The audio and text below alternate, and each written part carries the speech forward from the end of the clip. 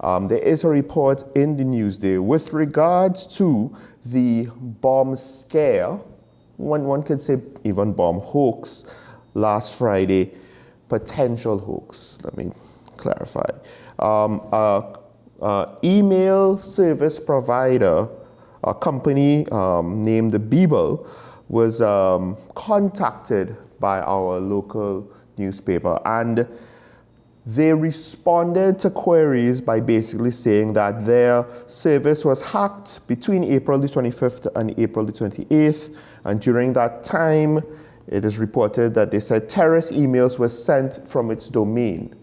So the emails to the schools with the threats apparently came from an email address using that domain. So that email service provider was basically the originating platform where the email came from. Interesting thing about the company, though, however, is their entire value proposition. What do they offer as a company? It's not just that they offer emails. They offer secure email and cloud storage, putting privacy at the forefront. Basically, off of their website, they say the information in our servers are not stored, sent, or processed in an open form. We do not have access to the user's passwords and encryption keys. All data is encrypted on the client's device and then transferred to us. This means that neither we nor any third party can decrypt the information we store and access the contents of letters or files without the user's knowledge. Now, I am sure their operations are not so simple or straightforward, but the implications of what they have on their own website basically says that you don't necessarily need a hack to potentially send this sort of threatening email from their servers, from their service. So it's interesting, their response. It could be damage control and a little bit of spin. Are they responsible? Technically, no. But that's the nature of security versus privacy.